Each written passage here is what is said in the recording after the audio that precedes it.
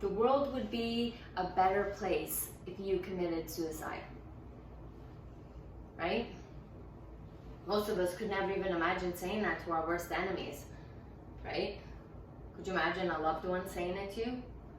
It's exactly what happened to me. I was dating a narcissist, and for anybody who has dated someone like that, you know that you don't always make it out alive. So for me, I was dating a narcissist, and we got into a fight, and this is what happened. This is what he said to me, and he believed every word of it. And I remember in that moment when he said those words to me, my heart started beating fast, and I thought I was going to throw up, and it felt like the world was crumbling in on me, suffocating me with the dust, just overtaking every part of my body. And I walked away from him. And I was really hoping that he wasn't going to follow me as I went into my bedroom. I went there and I closed the door and I got under the covers, and I really did want to die. You know, I had allowed this man to make me feel so unworthy that my first instinct wasn't even to break up with him or to get rid of him. I just needed to escape and hide and hope that he wasn't going to come after me. And I remember laying in bed wondering how on earth it had gotten to this, how on earth I had gotten myself into a position where I was not only loving someone like this, but, you know, believing him that I deserved to die, or that the world wouldn't even miss me if I was gone. And that's the crazy, crazy part about dating a narcissist or being in an abusive situation. So as I was laying there, thinking about my life, I don't know how long I was there, 5 minutes, 10 minutes, an hour, and all of a sudden something clicked inside of me, where I was like, wait a minute, I am enough. I'm enough. And I remember that's something that my mother had always taught me growing up. She had raised me to be an independent, strong woman, just like she was.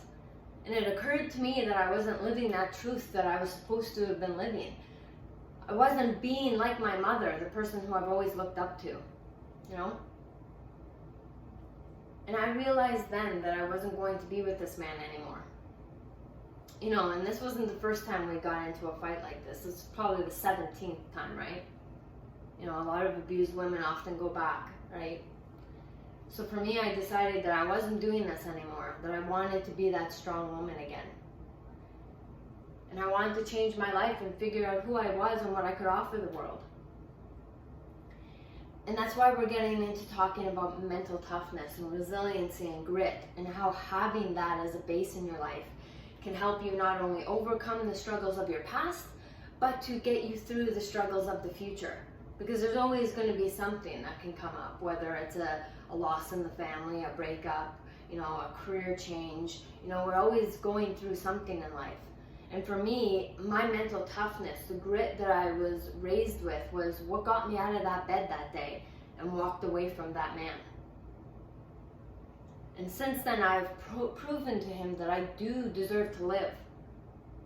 So how do we build mental grit and resiliency to get through the tough times? Well, it has a lot to do with managing self-talk and the things that we say to ourselves on a day-to-day basis. That's one thing we can go through and discuss. Another thing, surfing the waves. That simply means that waves in life are always going to come towards us. So how do we deal with them? There's two ways that people deal with challenges or crises in their life. We either let those waves hit us and have us tumbling in the surf, or we get to surf those waves. We got it. We have no problems here. We can do this, right? That's how we're going to surf the waves. The next is building confidence. And confidence is huge, because if you already have a confident way about you, if you're already walking in the new you, then you can overcome anything. You know, it's a good base to have so that when something hits you, you're like, no, I can do this. I can do this time. I can leave him.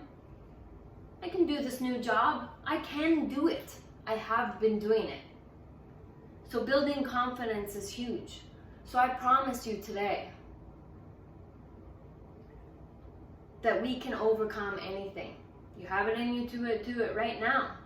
And I'm telling you right now, I want you all to rise with me.